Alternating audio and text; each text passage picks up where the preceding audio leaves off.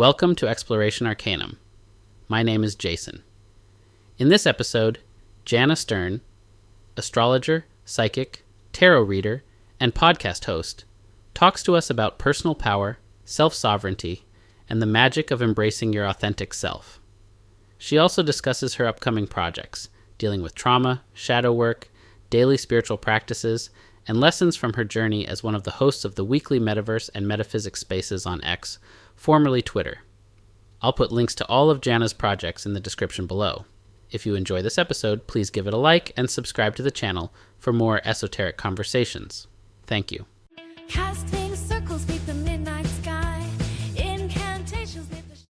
Jana Stern, thank you so much for joining me again. How are you doing? Oh, I am wonderful. I'm always happy to be in your energy. Always, always, always. I like to tell people that you're one of the people I feel motivated around. I love your energy and your positivity, and when I'm going through something, I can always look to you, and I can see you're going through stuff, and I'm like, if she can go through that, I can go through this. And it means a lot that you're out there putting yourself out there and sharing your world and life with us every Thursday night on Metaverse and Metaphysics. Everyone that's on Twitter, Metaverse and Metaphysics, 6 p.m. Pacific. 9 Eastern. 9 Eastern. Mm-hmm. But I wanted to catch up and see what you've been doing since we last spoke. Last time you were on the show, you told us about crystals. Yeah. But that's not all you do. You also do one-on-one coaching. So tell us a little bit about what you're working on right now. Yeah. I'm in the process of launching. I've been doing one-on-one coaching for the better part of 15 years, but really I've been doing it for the better part of 40 years. It feels almost, I was always the kid that my teenage friends, when I was a teenager, would be like, I'm having a fight with my boyfriend. What do I say? And something would come out of my mouth and they'd be like, can you write that down? So, all these years later, I just do it for a living. But there's been a really big push of late for people to really focus on their personal power. What I have been lovingly calling your sovereign mastery, your capacity for just knowing that you are you and that is your power, and how you move as you is how you, start to manifest bigger, better, whatever in this world. And it's not easy to keep going in this world. It's very easy to want to throw in the towel. Suicide rates are through the roof for a reason. Actually, yesterday was National Suicide Awareness Day, and this is Suicide Awareness Month.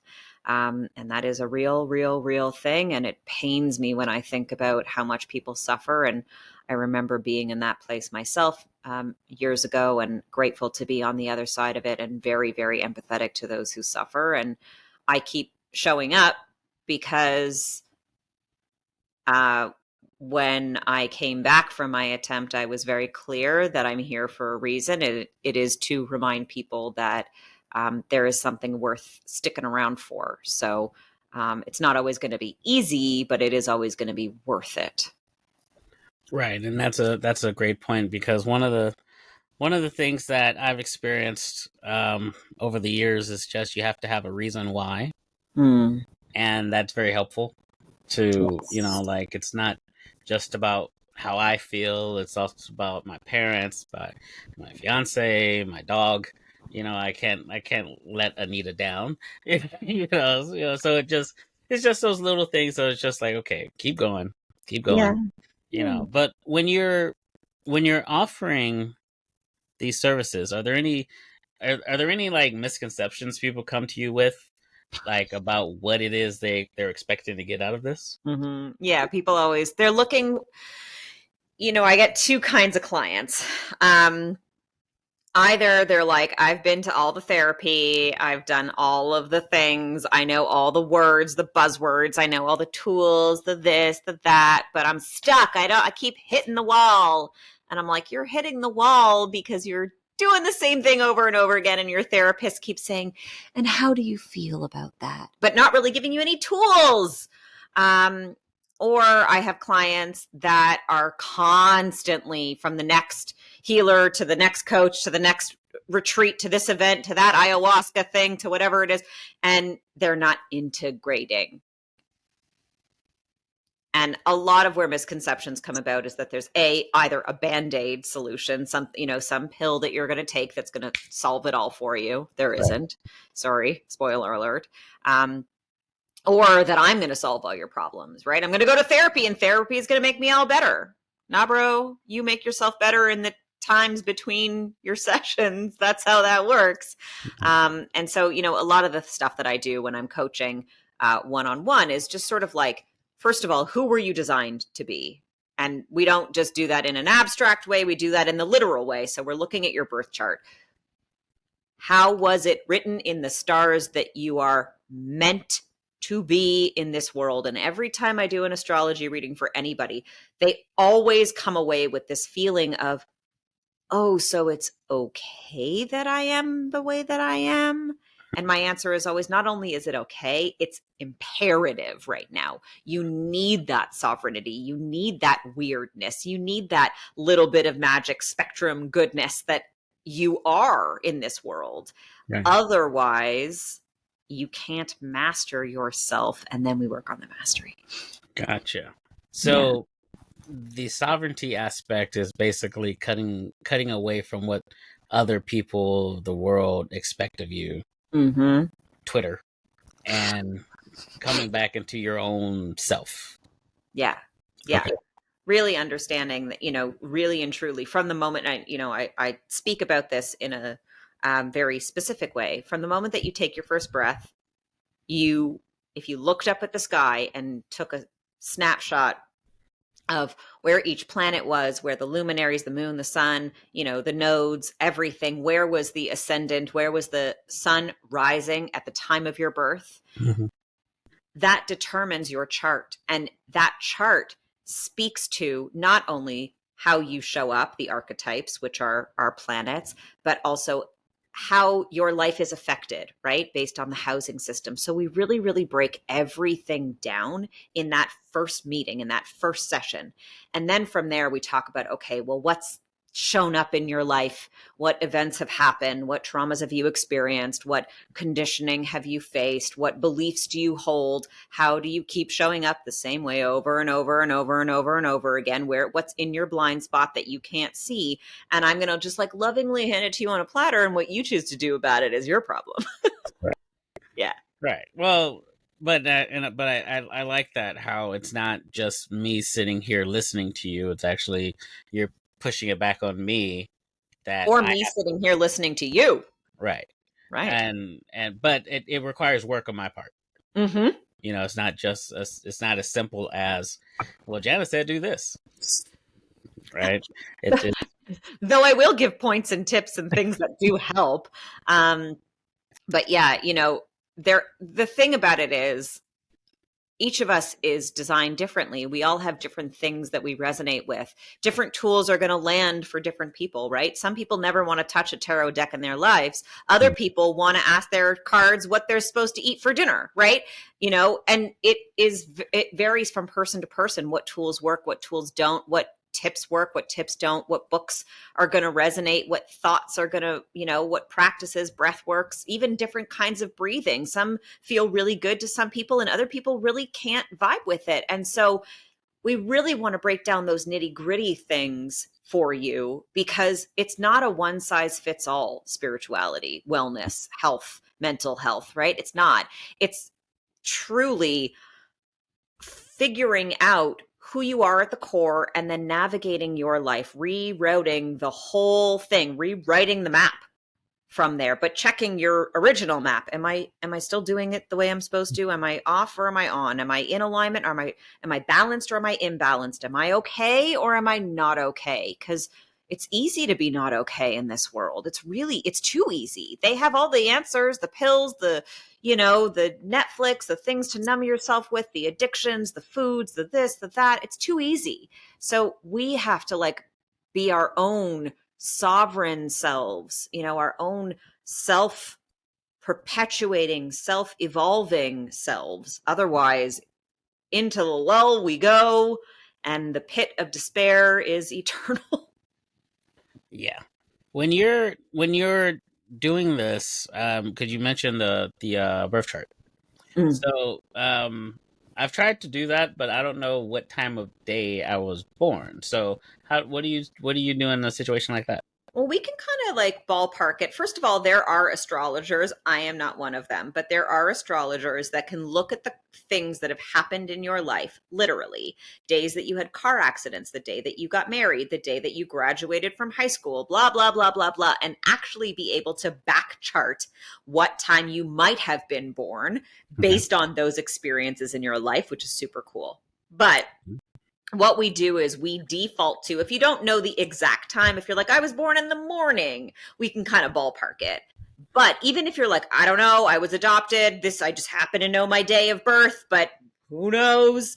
Then we default to Aries being your rising sign, because Aries is the first house in the chart by default. Okay. When we're talking about the chart, we just sort of default to, okay, baseline, you'll be an Aries rising, and we'll start at 1 from the beginning, the way that the chart begins at 1 from Aries. It's kind of simple. It's, it has flaws, but also can be very, very, very, very helpful. And once you start to learn about your chart over time, you can be like, again, look back to your life and be like, this was happening in this house, this transit was happening here. That feels like it shouldn't have been my third, it should have been my fifth. And then you can kind of start to, but it takes time and practice. We're not in that reality yet. Give it a little bit of time. I remember the first time we met in public because we had known each other online for a while, Mm-hmm. but you had come to LA for an event, Mm-hmm. and that night you were doing readings Yeah.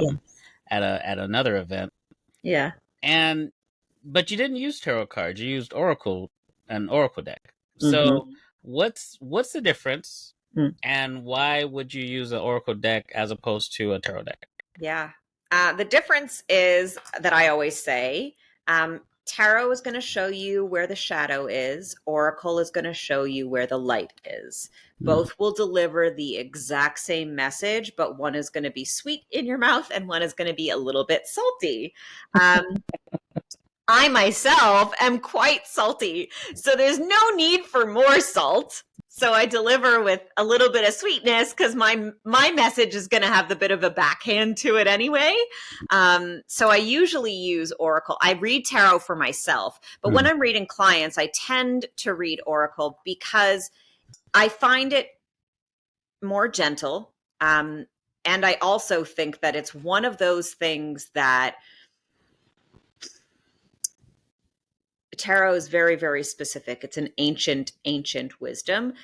It is derived from Kabbalistic, knowledge. It has all of the elementals to it. But what I love about Oracle is that there's sort of no boundaries to it. You could have 52 cards, but you could have 72 cards. You could have 108 cards in the deck. You could have 60 cards. Like you could have a random number, anything really. And you can create it, or the ones that you're drawn to, they're going to have something different. The messaging is going to be different and they land differently, I find. Mhm.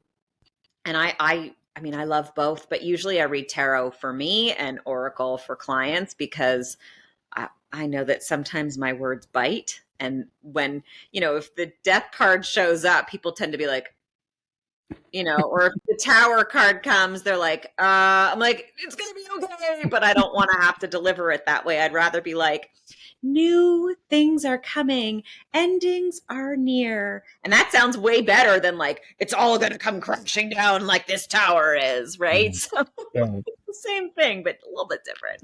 So have you seen an uptick in people asking to speak with you about just different things, or the sovereignty program? Have you seen an increase of that lately?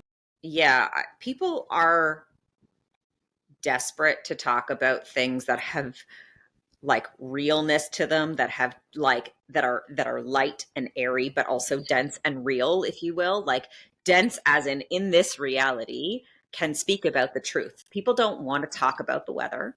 They Right. don't want to talk about their dinner. They don't want to talk about the humdrum things. The world is burning. there's a lot of chaos out there. And individually, as people, we're having a really hard time.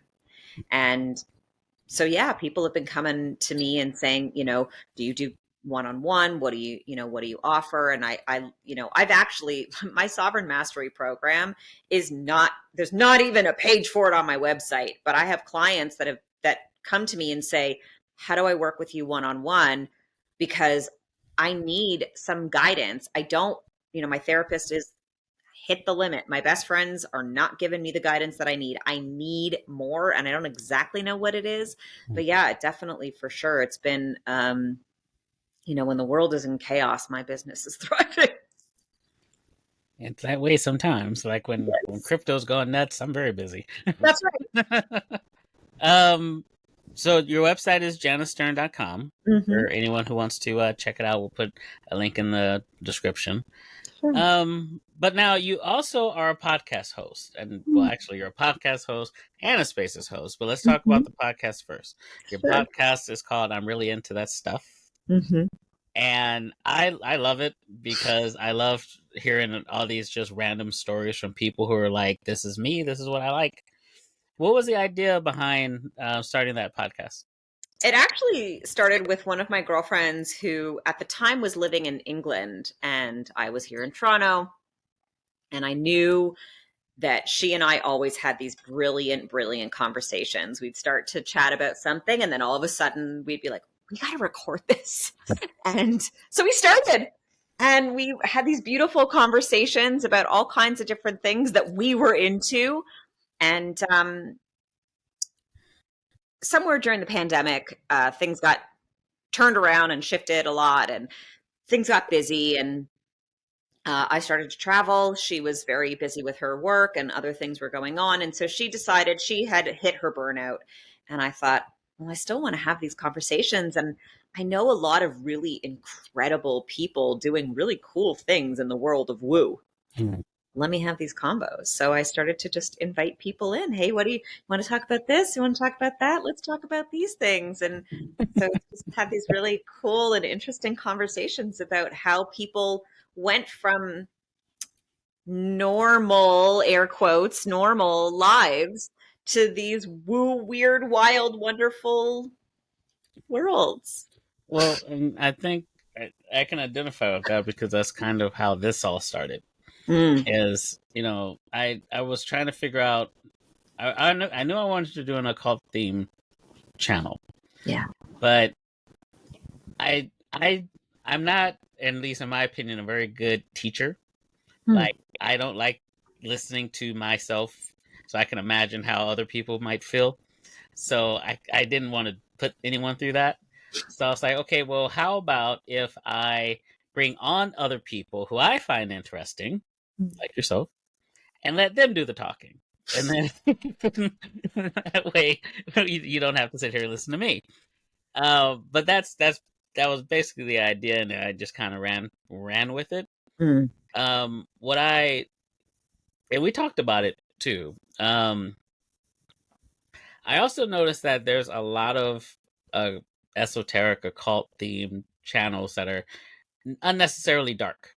Like they're leaning into it. Yep. And we talked about that, and you brought that up too. And I was like, well, okay, well, we don't need to do that. I can just be talking to you. We don't have to have the bats in the background and things like that. We don't need to do that because that's not what we're doing. This isn't, we're not doing anything wrong, and we're not doing anything evil. Right. We're just into this stuff.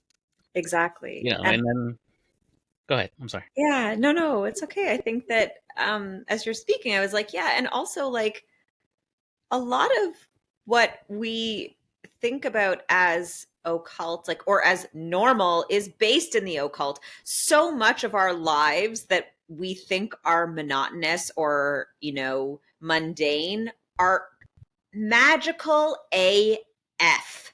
And there's so much about all of it that is so poo-pooed and demonized literally, and then people kind of play into it like they act it out, act it up, and I'm like, first of all, you're doing nobody any favors.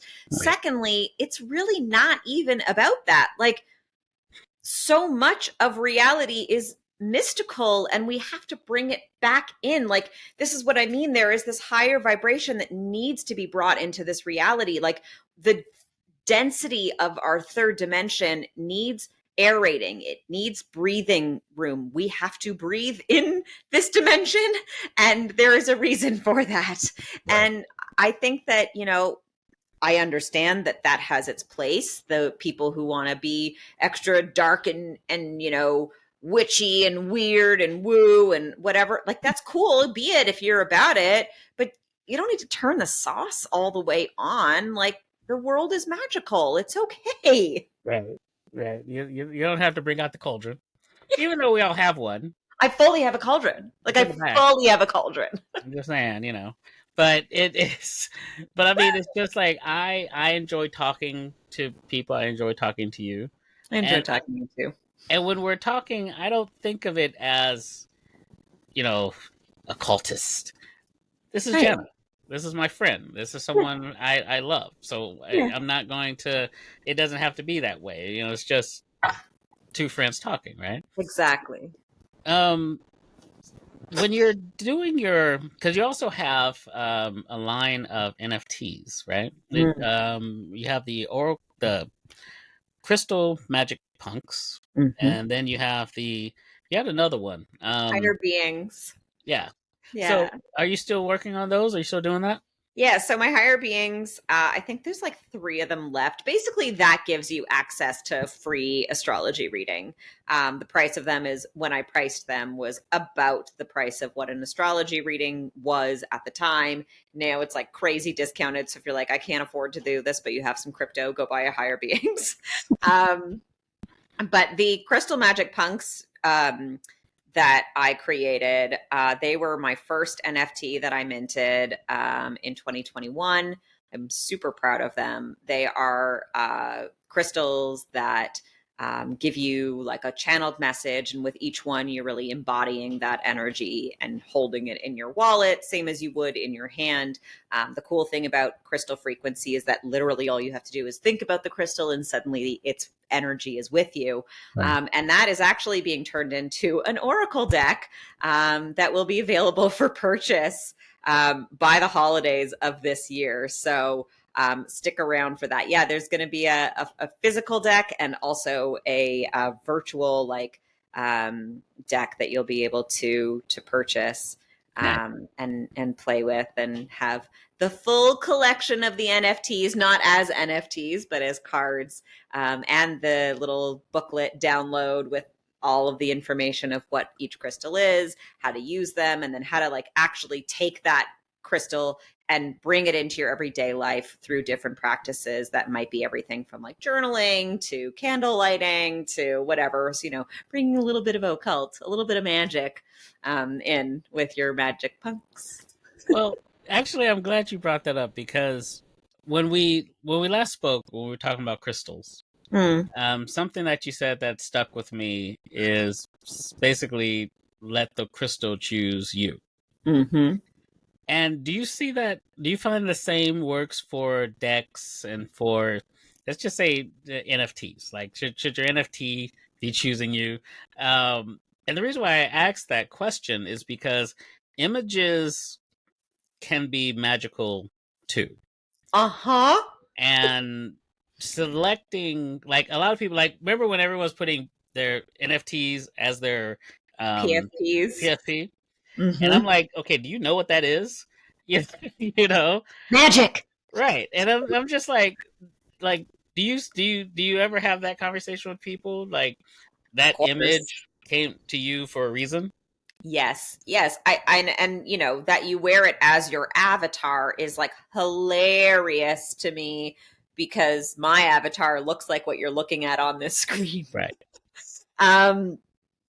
Yeah, I mean, for sure. I believe that in this reality, not only is it true about the decks that you choose and the NFTs that you purchase, I think it's also true about the clothing you wear. I think it's also true about the people that you meet. I think it's true about pretty much everything in your whole life. You are attracted to the things that you are already vibrating on the frequency of. So when you see 25 different, even like, I think about years ago, stamp collectors.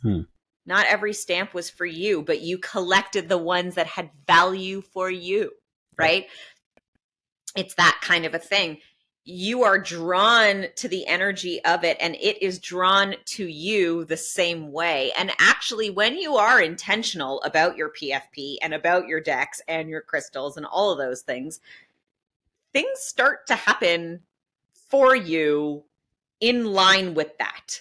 So, like, you buy an NFT that you happen to have the IP rights to, and then suddenly you have this idea, and you're like, you know what? That thing that I have the IP rights to, I should put that on this. And then my community will support that business, and then that business will grow because of that community, and other things will connect. And as that NFT project theoretically grows, what else could I create for myself? And more things, people, energies, money starts to find you. You're like, maybe it's not all bad. Right. It's funny what intention does. And for the alphabet agencies, this isn't financial advice. Oh, it's definitely not.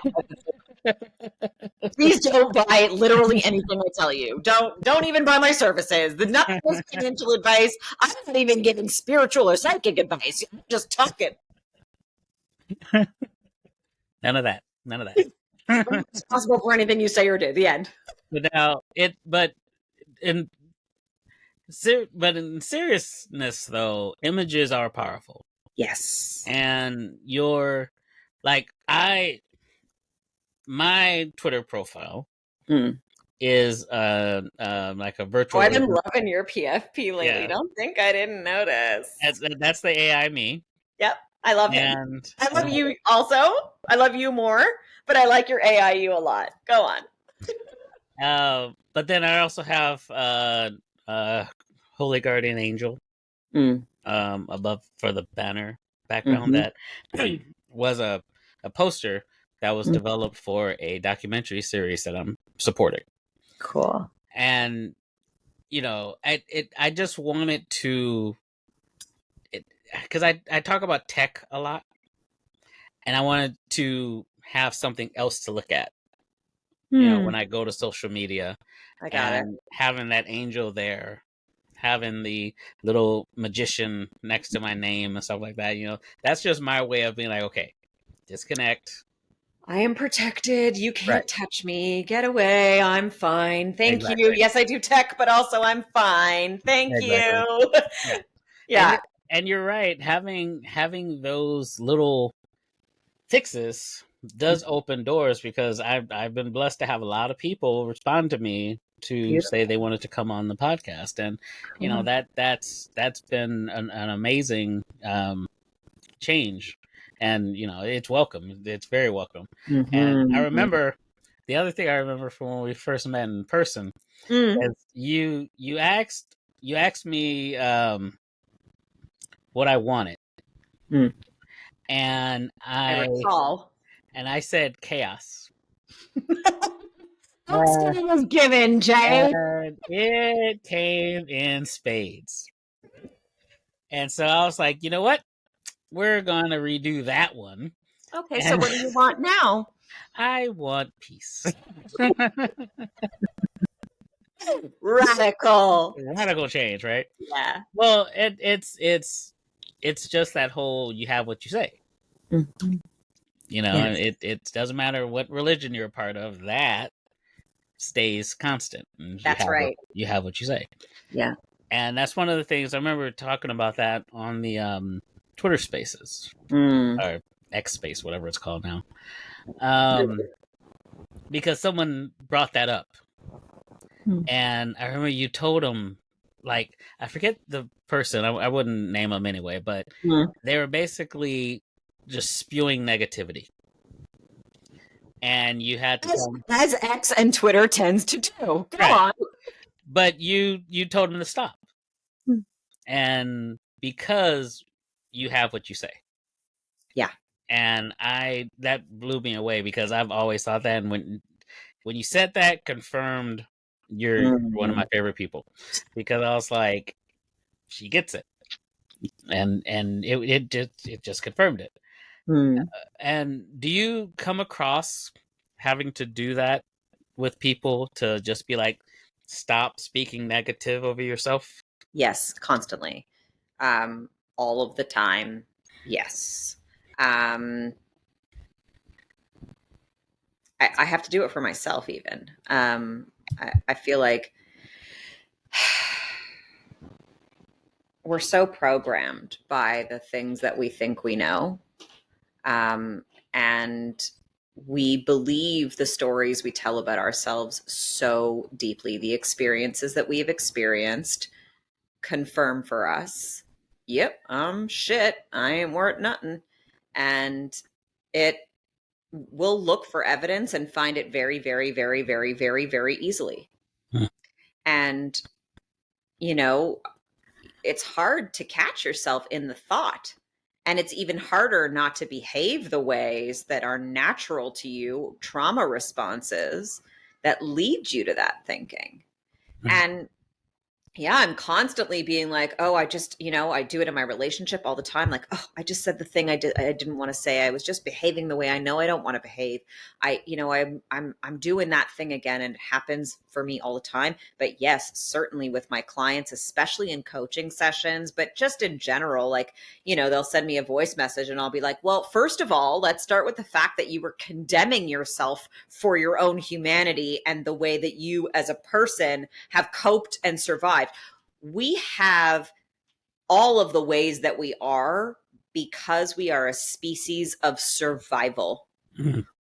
Okay. Our I like fight, that. flight, freeze responses exist for survival so that we can survive in this life.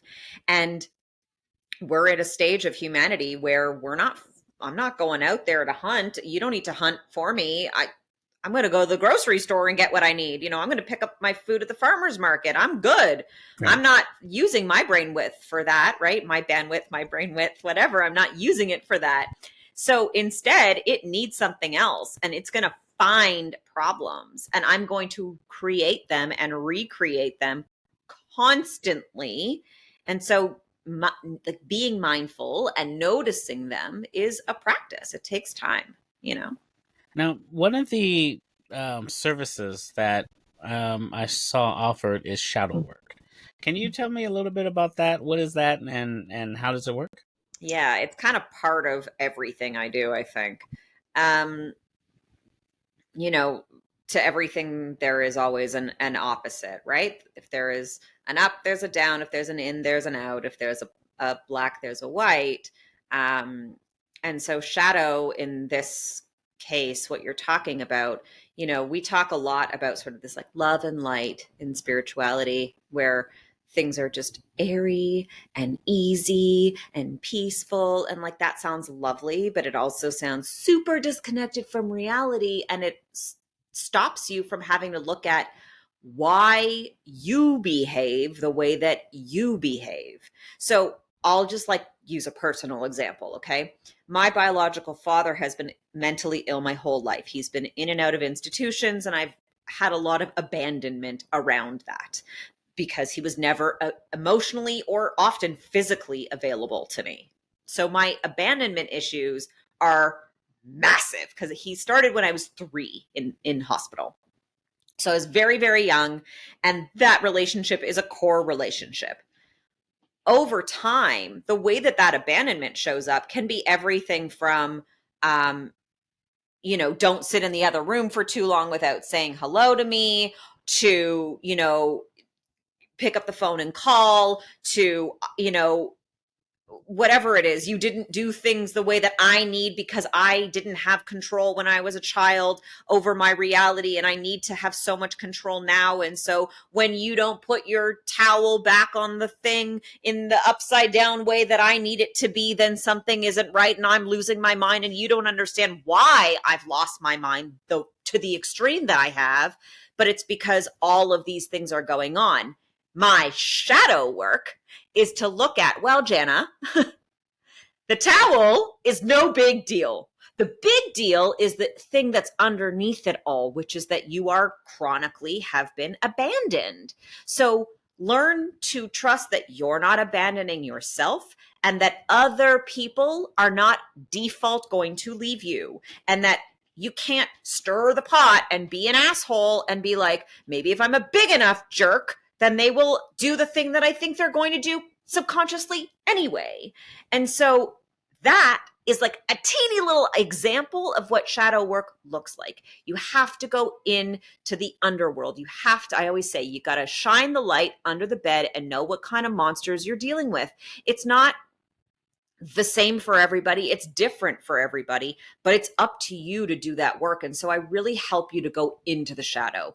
I kind of sort of carry the torch so that you can explore whatever that darkness is and not feel alone in it. And that comes up, shadow work will come up in any reading. So that's like if you're doing an astrology written in the stars, if you're doing even just like an in your inbox, service with me, or you're going to do an oracle reading or any of that kind of stuff, or go deep in the sovereign mastery, the over 6 months, whatever it is, we're going to get into the shadow. We're going to look at what's there that you don't want to look at.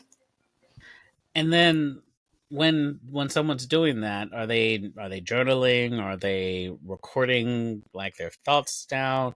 Do you suggest that people do that for like to refer back to? Yeah, definitely. I mean, how you want to integrate it is entirely up to you. Some people really, really want to journal. Other people don't like that practice, though I will say that is the greatest way to manifest literally anything. Go ahead and write things down and watch them come to fruition. But yeah, I mean, sometimes it's journaling, sometimes it's just feeling the feelings. A lot of times it's talking it out. I have a lot of clients that send me voice messages back and forth and back and forth. I have clients that literally just like brain dump into a voice message. They're like, I don't need you to reply to this, but blah, blah, blah, blah, this is what's coming up and I'm feeling this and it goes like this and I notice this and I feel like this and da da da da da. And like, that's cool. Sometimes people create about it. They dance, they paint, they, make art, good art, bad art. I don't care. Everybody's kind of figuring it out their way. And I don't think that there's a particular right way or wrong way to start to work with this shadow. You just need to learn to dance with it. You just need to learn to recognize that we all have something that we need to unpack. Even if you've, quote, never had trauma in your life. If you've ever watched a like scary movie or a movie where somebody guns somebody else down, guess what? If you've ever turned the news on, like, you've been traumatized. Deal with it. We got to unpack it. Yeah, a lot of us got traumatized last night with that presidential debate, but we're not going to go there. Who got time for that kind of shadow work? Don't I got time for that? But when a person comes to you, though, have you ever experienced someone does come to you, says, I'm having this issue, but I'm afraid to explore it? Have you ever had that happen? Of course. It's terrifying to look yourself in the eyes and really look. It's really, really, really, really terrifying. That is called mirror work. It is by far one of the most powerful practices. It's so normal. We've normalized not looking. We have so many wonderful addictions that let you not look. You can watch 1,000,000 hours of Netflix. Are you still watching? Are you still there? Are you still watching? You can, stuff your face and drink your face off and, smoke your little heart away, literally, and do whatever the addictive thing is. Pop this pill, drop that, whatever.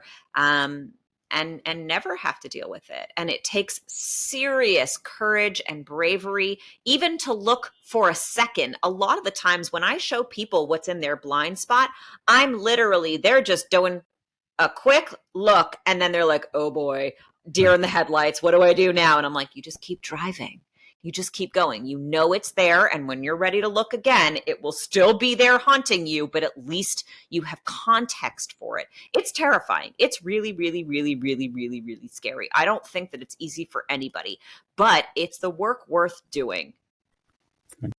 You know? Right. Now, when you're helping someone through this, what kind of guidance are you giving them as far as, okay, you've done this, now do this, now do this? Is there like a path that they follow, or is it more random? Kinda. It's definitely not random, but it's certainly intuited. It's definitely something that I custom to every single client. And some clients need more than others. Some clients want like a weekly check-in. They want to call me and tell me what their, developments are. And other clients are like, I need a reading and I want you to just tell me what I need to know. And then I'm going to carry that for a month and I'll check back in with you. And I build it to how they need it. And we kind of feel it out together. And sometimes it changes over time. But I mean, the way that I structure things, I'm not a very structured person in that way, but the way that I structure things is, let's start with digging into what your chart says that is possible, Right. because I believe that it's just the map back to you.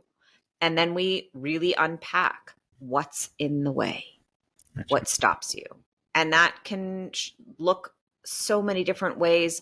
And like I said, there's no one right way for everybody, but I let it kind of unfold the way that it needs to. And it's sort of like a living workshop that we create together, and in that very personal way. Now, Metaverse and Metaphysics, every Thursday night. How many episodes are we up to now?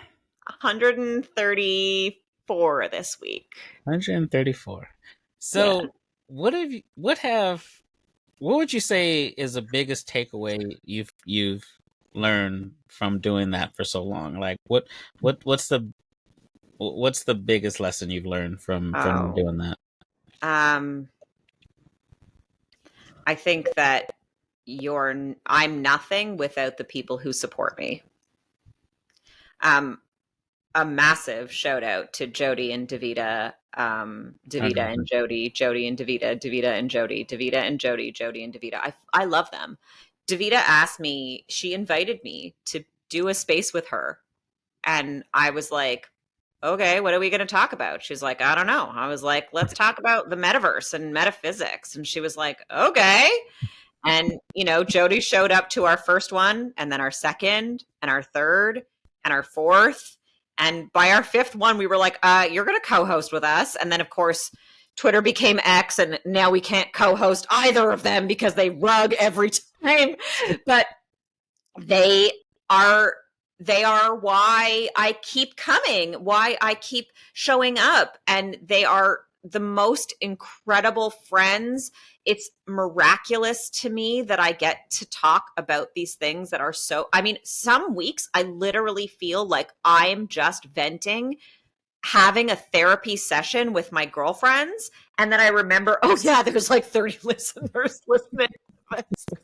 And, it's always cathartic for me. Sometimes it's harder than others. Some weeks are harder than others for one reason or other. Maybe I'm going through something personally. Maybe I'm just really tired. Maybe I'm doing something and juggling, whatever it is. But yeah, I mean, I think my main takeaway is that. The other thing is, like, I don't want to do things unless it feels as good as Metaverse and Metaphysics feels. And that's really been a bar that has been set in my world, that if it doesn't vibe the way that Metaverse and Metaphysics vibes, I'm out. I'm not doing it. I only want to feel as good as I feel on Thursday nights. Now, that's obviously not always attainable. And, sometimes I have to say yes to things I don't necessarily want to say yes to.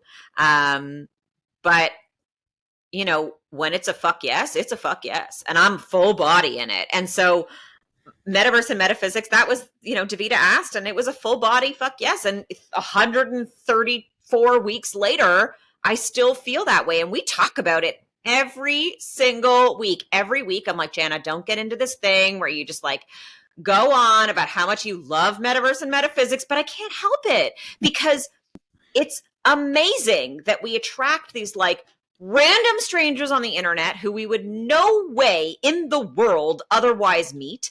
And we have all these like-minded people who believe in the same types of things, who are interested in the same things, who want to vibe on that same level. And I am really, really particular. You mentioned it earlier. I'm really particular about who I let up, who's allowed on our stage, who's not allowed. And if you mess around, I'm sorry, down you go. I'm not having it. Whether we know you or we don't know you, we got rules, raise hands, don't interrupt, be kind, and like, don't be a jerk. And if you're going to not do those things, we're good. You're out. Mm-hmm. And just being like able to be in the driver's seat like that is really empowering. I mean, that space is just miraculous. We've learned so many cool things and had such amazing conversations with such magnificent people. And like, how cool is it that you and I get to be so close, such good friends, because I talked on a Twitter space for a couple of weeks. You know what I mean? Like, it's incredible. I love that space so much. I can't say enough good things about it. And the three of us are like building some cool shit on the side where we're like really starting to move in some fun directions about not just like lovingly speaking to one another every single week, but actually starting to build some business and maybe make some money and monetize Metaverse and Metaphysics to some extent, although we'll always just shoot the shit. But yeah. Well, no, and I think that's what I love. That's what I love about you three is that it's natural, because sometimes you can tell when a conversation is manufactured. Yes, it doesn't flow like three people who know each other are talking, and that's like this conversation is all over the place, and it can be all over the place because you and I know each other. Right. It's not me. Okay. You did. Right. It's not me doing that. Right. Right. So checking your notes. Right. Like, okay, did I talk about this? Did I talk about this? Right. But no, that and I agree that's what makes it such a powerful 2 hours every week.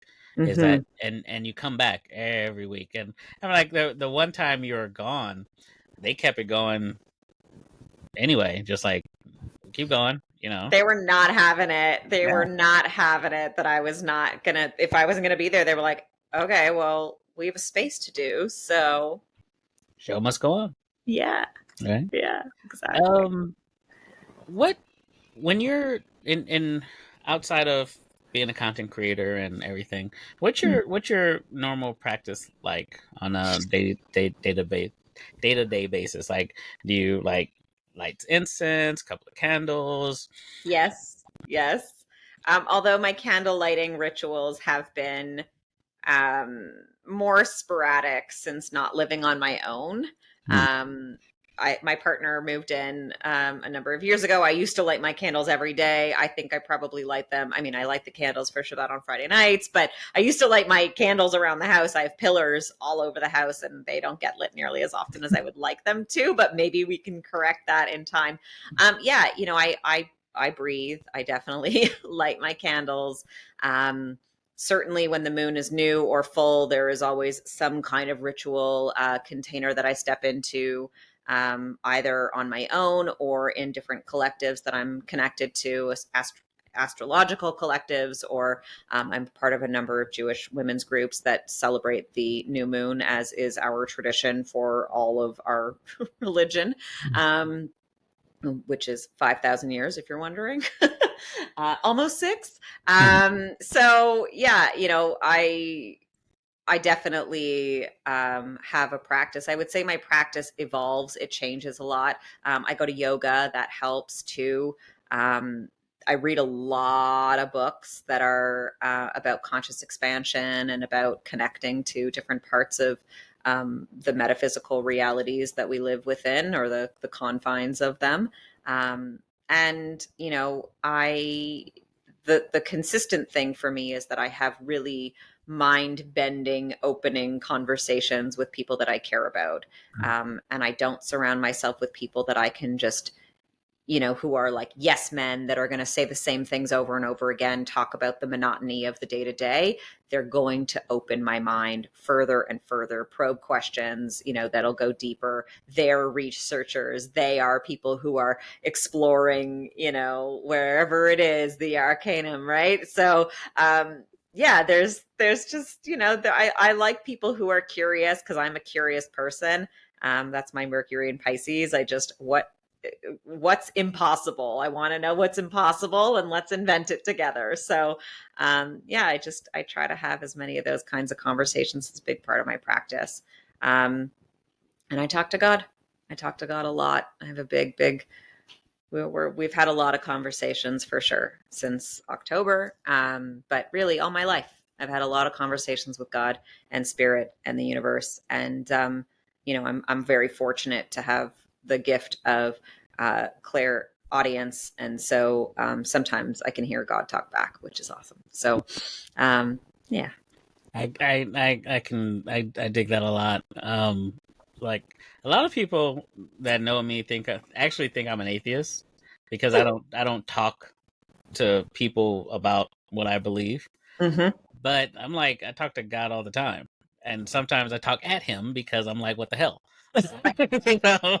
But Like, are you like, seeing this? Because I like, can see it. like, did you have to put the tree there? Did you? Like, Right. you know, but it's like, but to me, I think some of it is also a form of therapy, like a Sure. form of like, I have this stress in me and I need to get it out. And the one Mm-hmm. person I know who will listen, Mm. right, and won't be like, shut up, right? It's you know, and you know, and it doesn't have to be the God of the Bible. Yes. It could be whatever you believe in, just Mm-hmm. a higher something. And you'd be surprised how much better it makes you feel Yes. when you do that. So Yeah. I can Yeah. definitely dig that. I think the world needs God. I think that mental health care is spiritual health care, and I think that when you care for your spiritual self, you are a spirit. That's what you are. This is just a vessel. It's a meat suit that you're wearing. But you, the real you, the essence of you, is a spirit, and you will return to spirit one day. But while you're in the body, you got to care for the thing that's inside of it, not just the body. And by the way, if you're not caring for the body, you're really missing the point. Yeah. Yeah. The body's your temple, kids. The body's your temple. All right. Last question. Yeah. For anyone who wants to follow you, website, social media, where should people go? Do all those things. Do them all. You can go to my website, janastern.com.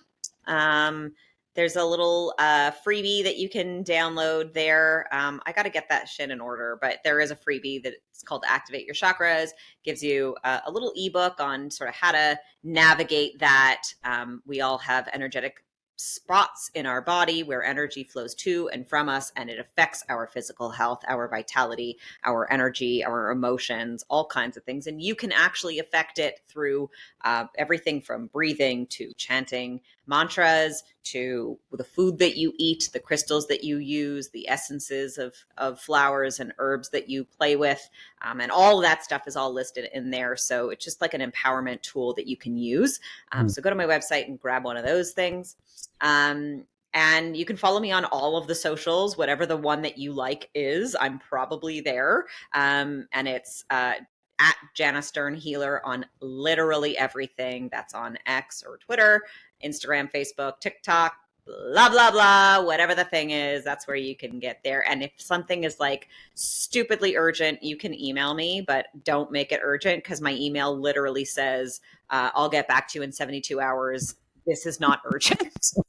My job is not the job that you need to be urgently emailing, needing a reply. Like if that's where you're at, I'm not your guide. I'm not your person. I'm not your healer. I'm probably not even your friend. Just like go away. I'll get to you when I get to you. Casting circles beneath the midnight sky. Incantations let the shadows fall. secrets, embracing the darkness, dancing in the world of hidden wisdom.